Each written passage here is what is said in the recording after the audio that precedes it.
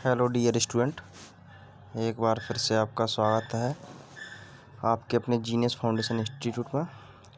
आज अपन जो चैप्टर है उसको कवर करेंगे। चैप्टर 2 है। इसमें दिया गया है विभिन्न मानक एवं ट्रेड और फिटिंग औजार, इसके अंतर्गत दिया गया है। इसके अंदर अपन जो है थ्योरी का अध्ययन अपन करेंगे। इस चीज़ से जुड़े हुए क्वेश्चन हैं, तो इसमें ऑब्जेक्ट टाइप क्वेश्चन नहीं है, इसमें टोटल थ्योरी है। उस थ्योरी को समझने का प्रयास करेंगे। तो स्टार्ट करते हैं। इसमें चैप्टर 2 है इलेक्ट्रीशियन के लिए और फिटर के लिए भी कॉमन सब्जेक्ट है ये। तो फर्स्ट ईयर वालों के लिए है, जो चाहे वो इलेक्ट्रीशियन हो चाहे फिटर हो, दोनों के लिए कॉमन है। तो विभिन्न मानक एवं ट्रेड और फिटिंग औजार। सबसे पहले इसमें हेडिंग डालिए मानक। मानक क्या होता है? मानक वो होता है कि किसी राशि की परिभाषा, राशि का मात्रक या इकाई एवं कार्य विवरण आदि का निर्धारण रूप मानक कहलाता है। अपन ने कोई राशि मापी, तो उसका जो अपन ने मानक जो अपन ने दर्शाया है, जैसे अपन ने लंबाई, कोई दूरी मापी है या लंबाई मापी है, तो अपन उसको क्या में दर्शाएंगे? मीटर में दर्शाएंगे। और अपन ने कोई वजन तोला, कितने किलोग्राम का वजन है, तो वो उसका क्या विवरण है, उस कार्य का विवरण। अपन ने कोई काम कर रहे हैं, उसमें समय लिया 5 सेकंड 10 सेकंड, तो वो क्या उसका विवरण है, वो अपन ने दर्शाया है। तो वही है, किसी राशि की परिभाषा, राशि का मात्रक या इकाई एवं कार्य विवरण आदि निर्धारण रूप क्या कहलाता है? मानक कहलाता है। उदाहरण जैसे लंबाई का मात्रक मीटर होता है, द्रव्यमान का मात्रक किलोग्राम होता है और समय का मात्रक सेकंड होता है। ठीक। तो मानक क्या चीज़ होता है? किसी राशि की कोई परिभाषा है, कोई भी राशि हो, चाहे लंबाई हो, चाहे द्रव्यमान, चाहे समय, XYZ, कोई भी, चाहे आयतन हो, कोई भी चीज़ हो, विद्युत धारा हो, तो वो चीज़ है। अब यहाँ पर पॉइंट डाला हुआ विद्युत धारा की वह मात्रा जिसमें 1 सेकंड में 6.24 × 10⁻18 है। यहाँ पर 10⁻18 इलेक्ट्रॉन प्रवाहित हो जाए तो वह मानक 1 एम्पीयर धारा कहलाती है। अब मतलब 1 एम्पीयर करंट कौन सा होता है? 1 एम्पीयर का करंट है, तो वो करंट क्या चीज़ होती है कि विद्युत धारा की वह मात्रा जिसमें 1 सेकंड में 6.24 × 10⁻18 इलेक्ट्रॉन प्रवाह हो जाए तो वह 1 एम्पीयर धारा कहलाएगी। अब धारा क्या चीज़ होती है? करंट क्या चीज़ होती है? कोई तार है, उस तार के अंदर इलेक्ट्रॉनों का प्रवाह होना क्या कहलाता है? धारा कहलाता है। करंट मतलब धारा कहलाती है। अब धारा क्या चीज़ होती है? 1 एम्पीयर की धारा कब होगी? 1 एम्पीयर की धारा जब होगी जिसमें 1 सेकंड में 6.24 × 10⁻18 इलेक्ट्रॉन प्रवाह हो जाए 1 सेकंड में, तो वो क्या हो जाएगी? 1 एम्पीयर की धारा कहलाएगी। अब आता है मानकीकरण। मानकीकरण क्या होता है? भारत में SI, जो SI लगा है, स्टैंडर्ड इंटरनेशनल के आधार पर वर्ष 1979 में मानकीकरण में ISI मतलब इंडियन स्टैंडर्ड इंस्टीट्यूट मानकों के निर्धारण का कार्य किया गया था। उक्त संस्था का यह कार्य मानकीकरण कहलाता है। बात को समझने का प्रयास करना। भारतवर्ष में SI स्टैंडर्ड इंटरनेशनल के आधार पर वर्ष 1979 में ISI इंडियन स्टैंडर्ड इंस्टीट्यूट मानकों के निर्धारण का कार्य किया गया था। उक्त संस्था का यह कार्य मानकीकरण कहलाता है। मतलब क्या है? कोई भी चीज़, जैसे कुछ भी, कोई कंपनी की जो ऐसे होती है कि कोई अपन पंखा लेने गए, वो कहेगा कंपनी का पंखा है, आप कैसे मान लोगे उसको कि कंपनी का पंखा है? तो उस पर ये क्या होता है? ISI मार्क डला रहता है, ISI लिखा रहता है, तो समझ जाओगे वो कंपनी का है। ISI मतलब इंडियन स्टैंडर्ड इंस्टीट्यूट। ये फुल फॉर्म याद कर लेना, एग्जाम में बहुत पूछी जाती है। ISI फुल फॉर्म क्या होती है? इंडियन स्टैंडर्ड इंस्टीट्यूट जो होता है। अब विद्युत के सभी उपकरण, मशीन आदि BIS मतलब ब्यूरो ऑफ इंडियन स्टैंडर्ड, ये इस बार भी अभी सप्लीमेंट्री एग्जाम में भी जो क्वेश्चन आया था और अगस्त में जो पेपर हुए थे उसमें भी जो क्वेश्चन आया था कि BIS की फुल फॉर्म क्या है। तो BIS की फुल फॉर्म होती है ब्यूरो ऑफ इंडियन स्टैंडर्ड। और एक जो है ISI इंडियन स्टैंडर्ड इंस्टीट्यूट प्रमाणित किया जाता है। मतलब विद्युत के सभी उपकरण, मशीन आदि BIS या ISI प्रमाणित होना चाहिए। बिजली का अपन कोई भी उपकरण हो जो बिजली से चलता हो, चाहे पंखा, कूलर वगैरह है, मोटर है, मशीनें हैं, तो सब वो क्या होना चाहिए, या तो BIS या ISI से प्रमाणित होना चाहिए। जैसे कि कोई कंपनी की मोटर है या जनरेटर है, मशीन वगैरह है, तो अपन उसको कैसे मान लें कि ये कंपनी की मोटर है या कंपनी का कूलर है या कंपनी का जनरेटर है। जब तक उस पर BIS या ISI ने ना डाला हो तो अपन नहीं मान सकते कि ये चीज़ कंपनी की है।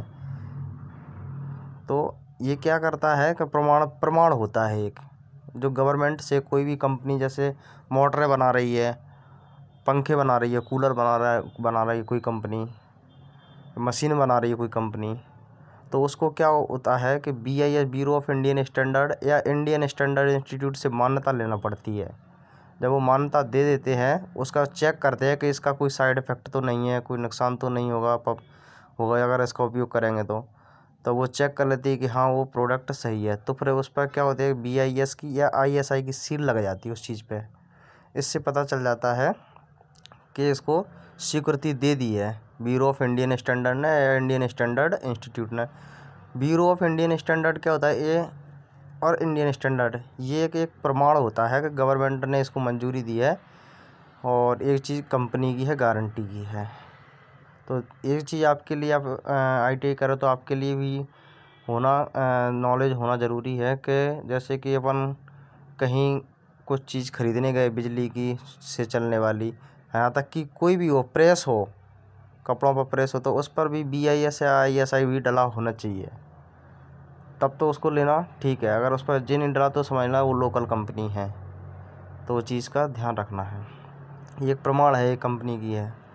तो भारतीय वस्तुओं के स्थानीय बाजार में विक्रय के लिए BIS ISI मानक स्थापित किया गया। मतलब जो स्थान पर कोई चीज़ बेचना है तो उसके लिए गवर्नमेंट ने क्या किया है, ब्यूरो ऑफ इंडियन स्टैंडर्ड और इंडियन स्टैंडर्ड इंस्टीट्यूट की उस पर सील लगवाने का वो दिया है। अंतर्राष्ट्रीय बाजार में विक्रय के लिए ISO इंटरनेशनल स्टैंडर्ड ऑर्गेनाइज मानक बनाया गया है। यदि कोई चीज़ है जो तो अपन लोकल की सिटियाँ बेच रहे हैं तो उस पर BIS या ISI की सील लगी होनी चाहिए। अगर उस चीज़ को आप कहीं इंटरनेशनल लेवल पर कहीं अदर कंट्री में बेच रहे हैं, इंडिया की कोई चीज़ बनी हुई है, उसको आप बाहर दूसरे देश में बेचना है, तो फिर उसके लिए संस्था को जो मान्यता लेना पड़ेगी, ISO से मान्यता लेना पड़ेगी। तो इंटरनेशनल स्टैंडर्ड ऑर्गेनाइजेशन, तो वो उससे मान्यता ले जाएंगे तो अपने जो प्रोडक्ट है, आपने कोई मशीन बनाई लाइट से चलने वाली, तो उस पर सील लग जाएगी। Indian standard organisation international standard organisation की उस पर क्या लग जाएगी, सील लग जाएगी। तो आप बाहर बेचोगे तो आपका हमारे गारंटी के से एक मतलब प्रमाण के तौर पर, कंपनी के तौर पर वो चीज़, मशीन या कोई भी बिजली से चलने वाली मशीन है वो बिकेगी उधर जाके।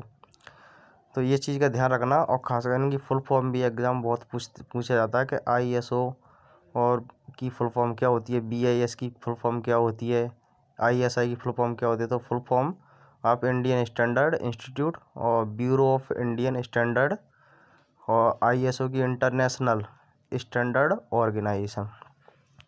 तो इससे लाभ क्या होता है, जैसे अपन कोई चीज़ पे अपन गवर्नमेंट ने स्वीकृति दे दी, BIS की या ISI की स्वीकृति दे दी कंपनी को, तो इससे क्या क्या लाभ है। इससे ये लाभ है कि इसके द्वारा मापन उत्पादन को चयन करने में सहायता मिलती है। मतलब अपन कोई चीज़ का खरीद रहे हैं तो कौन सी चीज़ सही है, कौन सी ख़राब है, कौन सी बेकार है, तो जिस पर BIS या ISI डला हो तो उसको अपन ले सकते हैं, ख़रीदने में आसानी हो गई, धोखाधड़ी नहीं होगी। मतलब कोई ये कहे कि ये गारंटी की चीज़ है, ख़राब नहीं होगी, तो आपके साथ ऐसी धोखाधड़ी भी नहीं हो सकती। मतलब उस प्रमाणीकरण दिया गया उसे।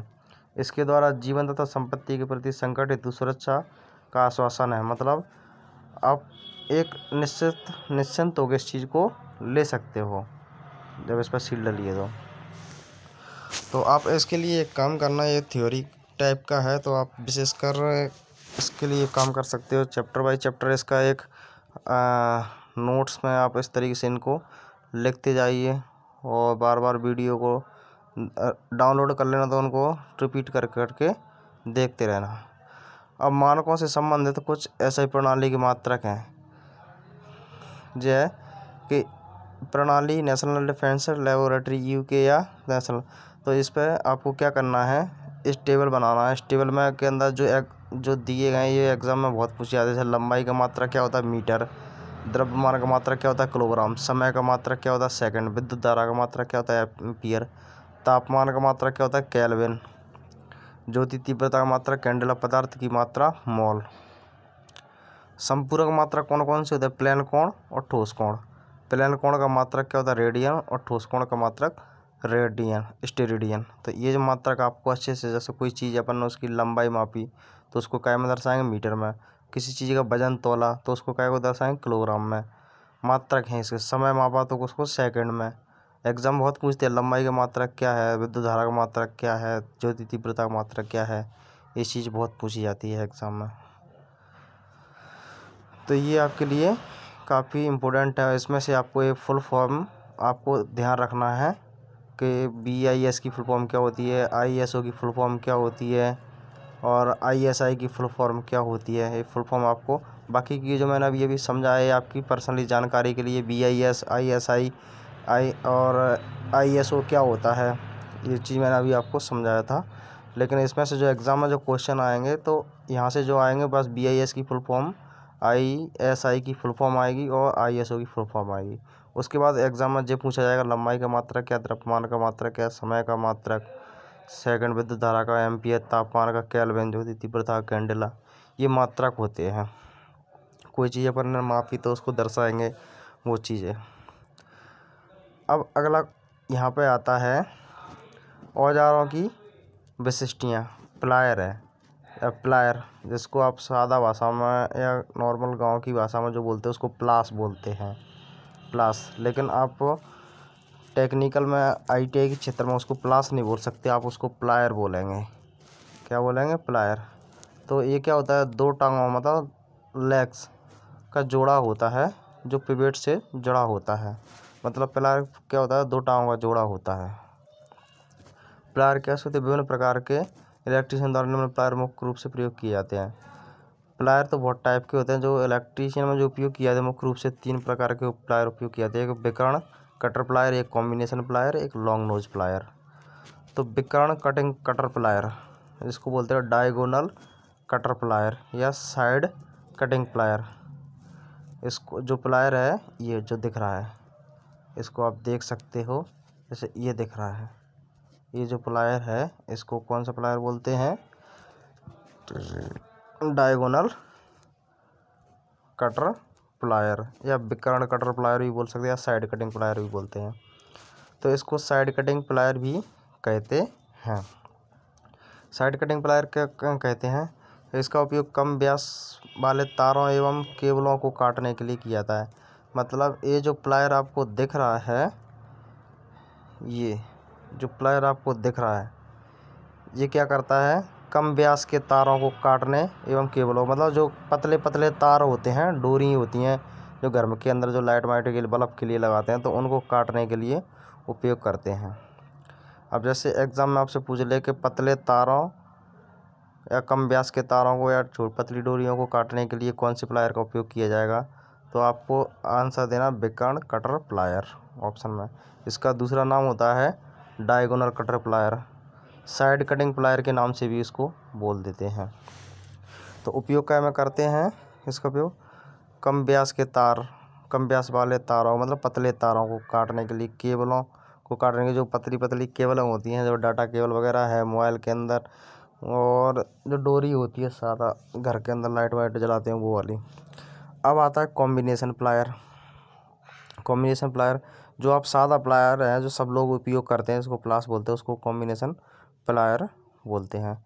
तो इस प्लायर का उपयोग क्या है, तारों व केबलों के विभिन्न भागों को जकड़ने, पकड़ने एवं ऐंठने में प्रयोग किया जाता है। अब यहाँ से अगर क्वेश्चन आ जाए कि तारों को पकड़ने और जकड़ने और ऐंठने के लिए कौन सी प्लायर का उपयोग करेंगे, तो कॉम्बिनेशन प्लायर का ध्यान रखना इस चीज़ का। तारों को पकड़ने और जकड़ने, तारों को पकड़ने और जकड़ने, ऐंठने। कोई तार है उसको अपन पकड़ना है या उसको ऐंठना है या तो उसके लिए कौन सा प्लायर उपयोग करेंगे? Combination plier. इसको बोलते हैं कॉम्बिनेशन प्लायर। तारों को ऐंठने के लिए बहुत पूछता है पेपर में, तारों को ऐंठने, पकड़ने, जकड़ने के लिए कौन से प्लायर का उपयोग करते हैं? Combination plier. कम व्यास के तारों को काटने के लिए और केबलों को काटने के लिए कौन से प्लायर का? तो cutter plier, side cutting plier बोलते हैं।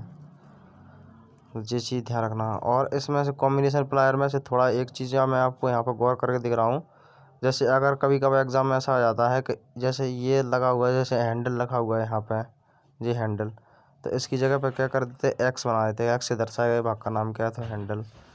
और ऐसे ये है, इस चीज़ को पूछते हैं इसका नाम क्या है, तो इसको बोलते हैं पाइप ग्रिप। इसको बोलते हैं, जैसे ये है तो क्या है? जुवेस है। और इसको क्या बोलते हैं? कटर। तो इस चीज़ पे आप थोड़ा सा ध्यान दे लेना।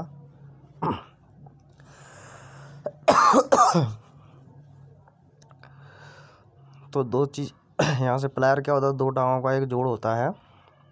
इलेक्ट्रीशियन मुख्य रूप से 3 प्रकार के जो हैं प्लायर उपयोग करे जाते हैं। सबसे पहला जैसे साइड विकर्ण कटर प्लायर, तो पतले कम व्यास के तारों एवं केबलों को काटने के लिए। कॉम्बिनेशन प्लायर का काम क्या रहता है? तारों को पकड़ने, जकड़ने, ऐंठने के लिए। अब आता है लॉन्ग नोज प्लायर है, इसको लॉन्ग नोज प्लायर बोलते हैं। तो लॉन्ग नोज प्लायर क्या होता है? छोटे भागों को सीमित परिक्षेत्र में, मतलब जहाँ उंगली नहीं पहुँचे वहाँ पकड़ने के लिए, ये है लॉन्ग नोज प्लायर। ये अब इसका कहाँ उपयोग होगा? जहाँ पर अपनी उंगलियाँ नहीं पहुँच रही हैं, वहाँ पर कोई तार मार या कोई चीज़ पकड़नी है, तो उसके लिए लॉन्ग नोज प्लायर का उपयोग। अब एग्ज़ाम में आपसे पूछेगा कि जहाँ पर उंगलियाँ ना पहुँचे या सीमित परिक्षेत्र के लिए कौन से प्लायर का उपयोग करेंगे? तो लॉन्ग नोज प्लायर का। आप यहाँ से इस चीज़ को ध्यान से देख सकते हो। जो 3 ही प्लायर आपके होगा जो एग्ज़ाम की दृष्टि से काफ़ी इम्पोर्टेंट है। अब आता है हैमर। हैमर जिसको बोलते हैं हथौड़ा, अपनी भाषा में इसको हथौड़ा बोलते हैं। तो हैमर भी कई प्रकार के होते हैं, लेकिन जो इलेक्ट्रीशियन में होते हैं वो 3 प्रकार के ज़्यादातर उपयोग किया जाता है। सबसे पहले दिया ball pin hammer. Ball pin hammer, तो बॉल पिन हैमर में एक साइड की आकृति बॉल की तरह होती है, इसलिए इसका नाम बॉल पिन हैमर होता है। देखो सही बात है। इसकी इधर की जो साइड वाली जो आकृति दिख रही है वो कैसी? बॉल की तरह की है। और यहाँ से ये है बॉल पिन। और इस हैमर में एक चीज़ और ध्यान रखना, जैसे इसको बोलते हैं चीक, और इसको बोलते हैं पोल, और इसको बोलते हैं फेस, और इसको बोलते हैं नीक। यहाँ पे जे हैंडल हो गया। तो इसके भागों के नाम भी याद रख लेना, किस चीज़ को क्या बोलते हैं इसमें प्लायर के अंदर। तो एक तरह की आकृति बॉल पिन है हमारे में, एक तरह की आकृति जो होती है बॉल की तरह होती है।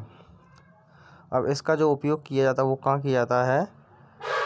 गिट्टी के लिए, दीवार में जगह बनाने के लिए, जीटियाँ बनाने के लिए, वायरिंग में क्लिप लगाने के लिए, रिवेटिंग करने के लिए करते हैं। मतलब कहीं अपना दीवार में कोई छेद करना है, मतलब कोई चीज़ ठोकना है, कील वगैरह वगैरह ठोकना है, उसमें मतलब क्लिप वगैरह लगानी है बोर्ड के अंदर, तो अपन उसमें ठोका ठाकी करते हैं, तो उसके लिए अपन बॉल पिन हैमर का उपयोग करेंगे। बनाया क्या जाता है? लोहे का बना होता है, फॉर्जिंग करके बनाया जाता है। अब अगला क्वेश्चन है यहाँ पे cross pin hammer. Cross pin hammer, देखो इसमें एक साइड की आकृति देखो, ये क्रॉस दिख रही है, जिसको बोलते हैं क्रॉस पिन हैमर। जी इसका फेस हो गया, जी हैंडल हो गया, तो ऐसे तो इसे ही फोर्जिंग करके बनाया था। इसका उपयोग क्या है? सीट मेटल के कार्य में किया। सीट मेटल मतलब धातु के जो काम करते हैं, तो कुछ धातु की जो चादरें वगैरह होती हैं टेढ़ी मेढ़ी आती हैं, तो उसको सीधा करने के लिए ये क्रॉस पिन हैमर का उपयोग करते हैं। इस चीज़ का ध्यान रखना। कोई धातु की जो चीज़ है अगर टेढ़ी मेढ़ी हो जाए तो उसको सीट मेटल धातु के कार्यों में करते हैं। दीवार में ठोकने के लिए जो गिट्टी विट्टी वगैरह लगानी है, कील ठोकना है, तो उसके लिए ball pin hammer. Cross pin hammer जो होता है सीट मेटल के कार्यों में। अगर पूछा जाए नॉर्मल में कि सीट मेटल कार्यों में, सीट मेटल मतलब धातु की जो सीटें होती हैं, चादर वगैरह होती हैं, उनको सीधा मीधा करने के लिए तो कौन सा? क्रॉस पिन हैमर आपको ध्यान रखना है। अब अगला क्वेश्चन है जैसे स्ट्रीट पिन हैमर। जी इसको स्ट्रेट पेन हैमर बोलते हैं। ये है स्ट्रेट पेन हैमर, जिसको बोला जाता है स्ट्रेट पेन हैमर। तो इसको आप स्ट्रेट पेन हैमर बोल सकते हो। तो इसका उपयोग क्या में करते हैं, कारपेंट्रीगिरी में या बाड़ाईगिरी के लिए किया जाता है। अगर एग्ज़ाम पूछ ले कि बाड़ाईगिरी के लिए या कारपेंट्री के लिए कौन से हैमर का उपयोग करते हैं, तो स्ट्रेट पेन हैमर का उपयोग करते हैं।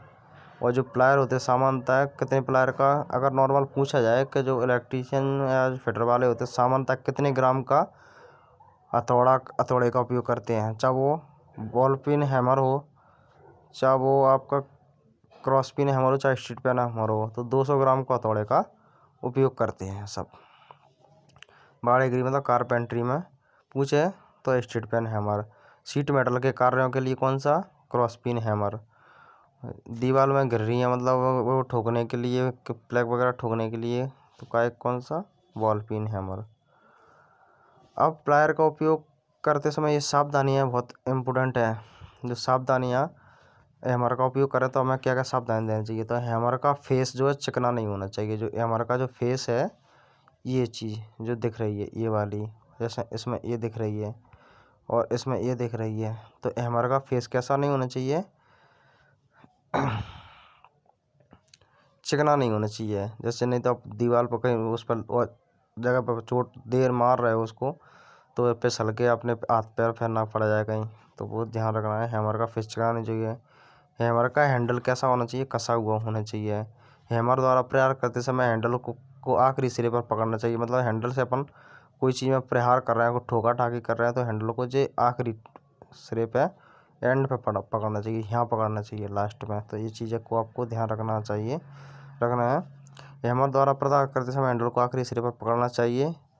हैमर का हैंडल कैसा होना चाहिए, हैमर चिकना, फेस चिकना नहीं होना चाहिए। हैमर का चयन जॉब के अनुसार करना चाहिए। जॉब, यहाँ पर जॉब मतलब जबड़ा, नौकरी वाली जॉब नहीं, जबड़ापन मतलब किस चीज़ पे मार रहे हैं, लोहे की चीज़ पे मार रहे हैं, धातु की शीट पे मार रहे हैं, तो सीधी सी बात है कि आपको क्रॉस पिन हैमर लेना पड़ेगा। तो इसकी जॉब हो गई ये। और अगर आप दीवार में कोई चीज़ कील वील ठोक रहे हैं तो उसमें बॉल पिन हैमर, तो उसको जॉब समझ सकते हो। और आप लकड़ी में काम कर रहे हैं तो ये स्ट्रेट पेन हैमर। तो इसलिए कभी कभी एग्जाम में ऐसे क्वेश्चन आ जाता है कि हैमर का प्रयोग करते समय निम्न सावधानियां बरतनी चाहिए। ऑप्शन ए में दे देगा हैमर का फेस चिकना नहीं होना चाहिए, बी में दे देगा हैंडल कसा हुआ होना चाहिए, हैमर द्वारा प्रहार करते समय इसके हैंडल को आखिरी सिरे पर पकड़ना चाहिए, तो डी में दे देगा सभी। तो इस तरह सभी हो जाएगा। अब आता है कोल्ड चीजल, इसको छेनी बोलते हैं। जो दिख रही है इसको क्या बोलते हैं, कोल्ड चीजल। इस औजार को आपने देखा होगा बहुत से तरीके से, तो इसको बोलते हैं कोल्ड चीजल। अब आपकी भाषा में कुछ भी बोलते हो, लेकिन इसको आप ITI करें तो ITI की भाषा में आपको ध्यान रखना पड़ेगा। इस औजार को कोल्ड चीजल बोला जाता है। यह छेनी की आकृति और अष्टभुजाकार होती है। अष्टभुजाकार मतलब इसमें 8 भुजाएं होती हैं, थोड़ी थोड़ी करके 8 भुजाएं दिखती हैं। तो पहला क्वेश्चन तो यही बन गया कि कोल्ड चीजल में की आकृति कैसी होती है। ऑप्शन में दे देगा त्रिभुजाकार, चतुर्भुज, चौकोर, गोलाकार, तो अष्टभुजाकार, जी ध्यान रखना है। तो कोल्ड चीजल की छेनी की जो आकृति रहती है वो कैसी रहती है, अष्टभुजाकार। बनी इकाई की होती है हाई कार्बन स्टील की। पूछ लिया जाएगा कोल्ड चीजल जो होता है छेनी, जो इकाई की बनी होती है हाई कार्बन स्टील की। इसकी जो कटिंग होती है वो 30 से 45 डिग्री होती है। मतलब जो काटने की जो होती है इसको बोलते हैं कोल्ड चीजल की जो कटिंग होती है वो कितने से कितने डिग्री के एंगल के बीच में, 30 डिग्री से 45 डिग्री तक होती है इसकी जो कटिंग। ये ध्यान रखना है। कोल्ड चीजल की जो कटिंग मतलब जो यहाँ पर है वो कितने डिग्री पर है, 30 से 45 डिग्री। इसका उपयोग क्या में करते हैं, दीवार में गिट्टियाँ लगाने, मोटर रिपेयरिंग में किया जाता है। दीवार में गिट्टियाँ लगाने या मोटर रिपेयरिंग में पूछ लो तो क्या का उपयोग, कोल्ड चीजल का। दीवार में गिट्टियाँ लगाने के लिए, मोटर रिपेयरिंग के लिए, तो ये इस चीज़ का ध्यान रखना है। अब आता है राल प्लग टूल। ये आपने बहुत जगह देखा होगा इस चीज़ को। ये जो दिख रही है इसको क्या बोलते हैं, राल प्लग। देखा होगा आपने अच्छी तरीके से कई जगह राल प्लग। एक चीज़ है जो कोल्ड चीजल में आपको ये भी ध्यान रखना है, इसको क्या बोलते हैं, कटिंग एज। और ये क्या चीज़ होती है, फोर्जिंग एंगल। ये क्या होती है, इसकी बॉडी। ये इसका हेड होता है। कभी कभार क्या होता है एग्ज़ाम में यहाँ एक्स बना देगा और कहेगा एक्स से दर्शाए गए भाग का नाम क्या है। तो हेड ऑप्शन में देगा हेड, बॉडी या फोर्जिंग एंगल तो हेड। कभी कभार ऐसे जो चीज़ है यहाँ पर दर्शा देगा कि एक्स से दर्शाए गए भाग का नाम क्या है, ऑप्शन में दे देगा बॉडी, कटिंग एज। तो आप इस तरीके से भी इनके वो रखना है। अब ये क्या है, रॉल प्लग। तो इसके द्वारा क्या करते हैं, पत्थर की दीवार में छेद करते हैं। इसके द्वारा पत्थर की दीवार में छेद करते हैं। तो ये भी ध्यान रखना। वायरिंग करते समय दीवार में छेद करके पीवीसी की क्लिप लगाकर पेच कसा जाता है। सही बात। जो वायरिंग अपन जैसे वायरिंग करते हैं, लाइट फिटिंग करते हैं, तो ये पीवीसी की क्लिप लगी है तो पहले इस क्लिप को लगा दे, फिर इसको ठोक देते हैं। देखना अच्छे से कि पहले छेद कर दिया फिर इसको ठोक दें, इसके बाद फिर इसको ठोका जाता है इस पर। तो वही कह रहा है, वायरिंग करते समय दीवार में छेद करके पीवीसी की क्लिप लगाकर पेच कसे जाते हैं। ठीक है। इसका उपयोग इसका जो होल्डर माइल्ड स्टील और बिट कार्बन स्टील की बनी है। जो होल्डर माइल्ड स्टील वो ठीक है। अब आता है पोकर। पोकर जो होता है कार्बन स्टील का बना होता है, जैसे ये इसको बोलते हैं पोकर। अब आपकी भाषा में आप कुछ भी बोलो, लेकिन आपको ITI की भाषा में आपको पोकर याद ही रखना पड़ेगा। इसको क्या बोला जाता है, पोकर। जब लकड़ी में पेच को सीधा कसने में परेशानी आती है तब पोकर के नुकीले सिरे से लकड़ी में जगह बना ली जाती है, फिर पेच कसते हैं। मतलब कोई लकड़ी है, उस लकड़ी के अंदर अपन ने क्या करना, पेच कसना है। तो लकड़ी में पहले इससे क्या करते हैं, पोकर के द्वारा उसमें छेद कर लेते हैं, नुकीले भाग से इसे छेद कर लेते हैं, फिर पेच कसते हैं। अब पेपर में आपसे पूछेगा कि लकड़ी में पेच सीधा कसने के लिए किस औजार के द्वारा छेद किया जाएगा। ऑप्शन में दे देगा रोल प्लग के द्वारा, वुड सॉ के द्वारा दे देगा, जिमलेट के द्वारा दे देगा। ऑप्शन डी में एक में दे देगा पोकर। तो पोकर के द्वारा सीधा छेद करते फिर पेच कसते हैं।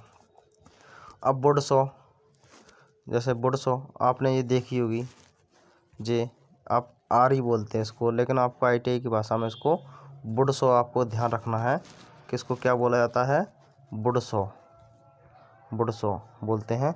जिसका अच्छी तरह से ध्यान रख लो। इसके जो भाग है इसको हैंडल बोलते हैं, इसको जो भाग है इसको हील बोला जाता है, इसका जो भाग है इसको टीथ बोला जाता है, टीथ।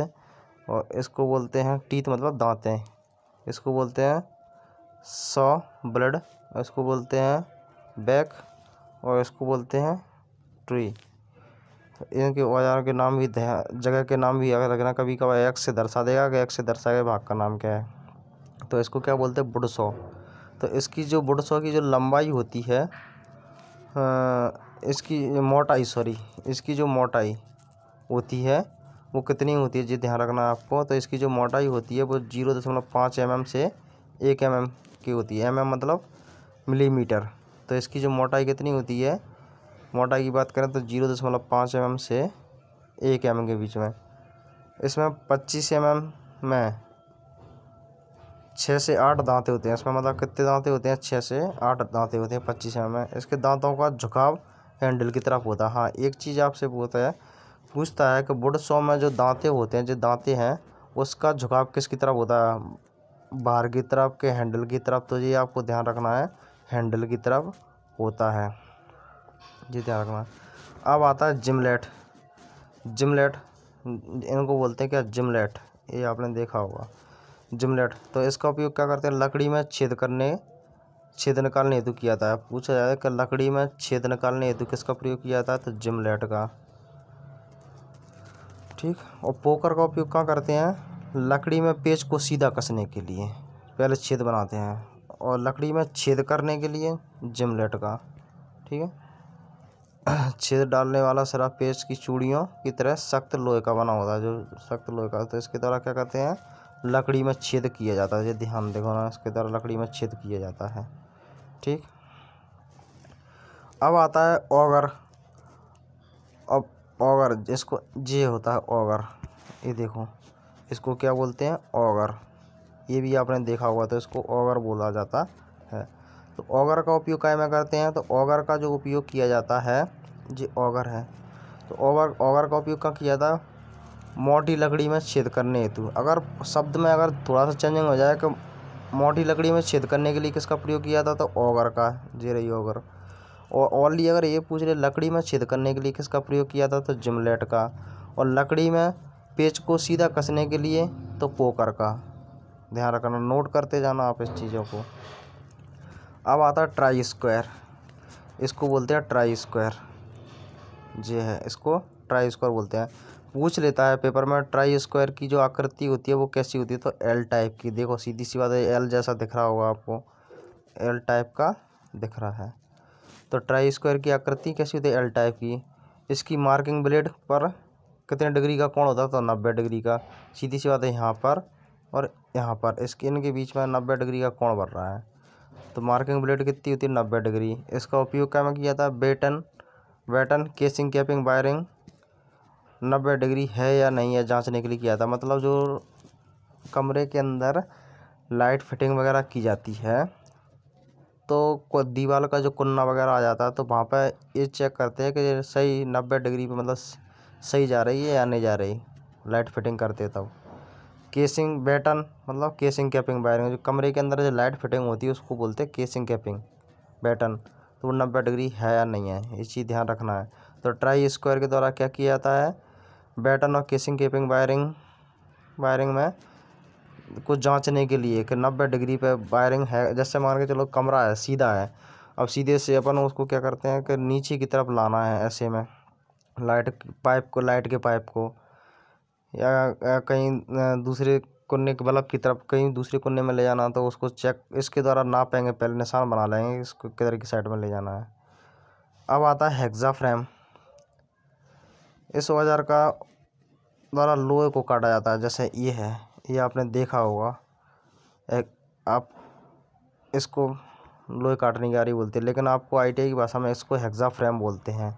इसके भागों का नाम जरूर ध्यान रख रहे हैं, ये हैंडल हो गया, ये वर्टिकल स्क्रू हो गया, ये फ्रेम हो गई, ये ब्लेड हो गया।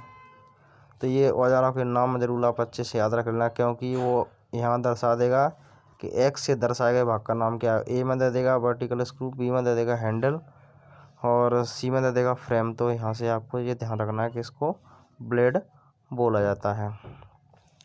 इसमें 25 मिलीमीटर में 25 से 30 दांते होते हैं। पूछता है इसमें दांते कितने होते हैं, 25 से 30 दांते होते हैं। तो हेक्सा फ्रेम में कितने दांते होते हैं, 25 से 30 दांते होते हैं।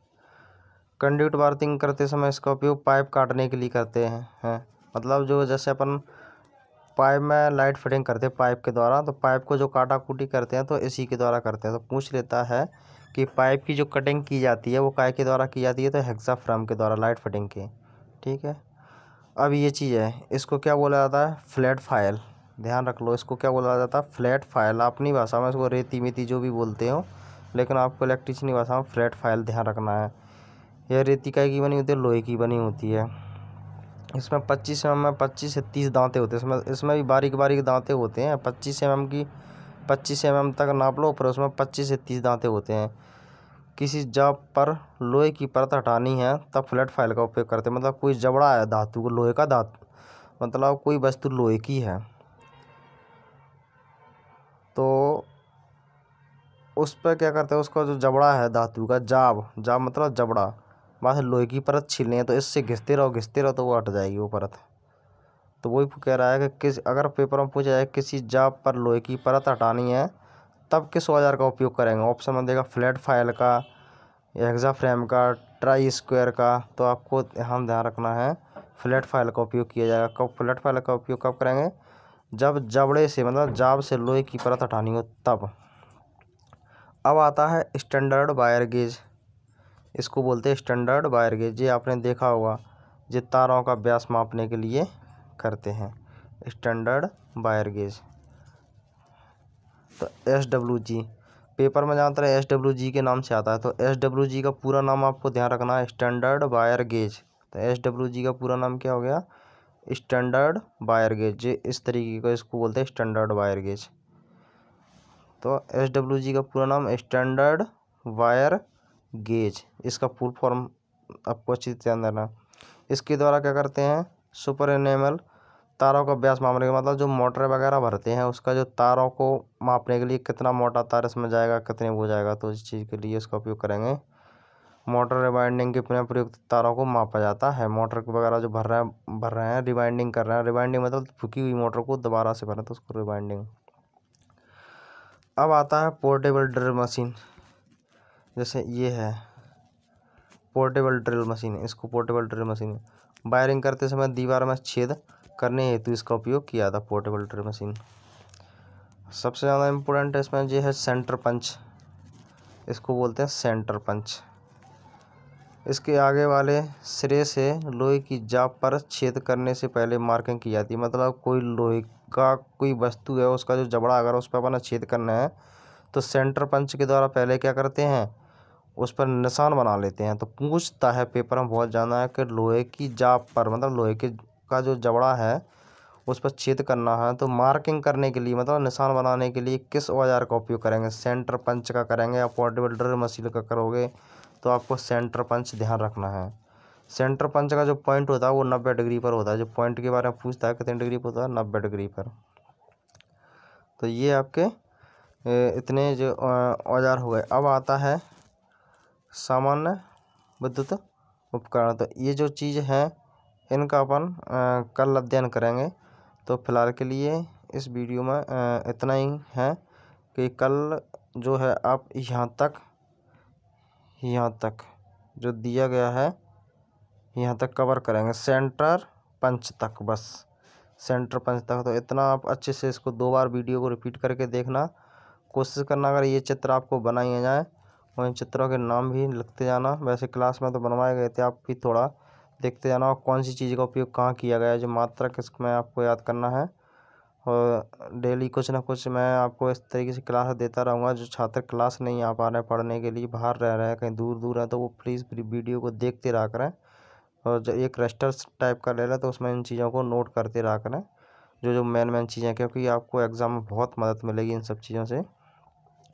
तो आज के लिए इतना काफ़ी, मिलते हैं नेक्स्ट वीडियो में। जब तक के लिए जय हिंद, जय भारत।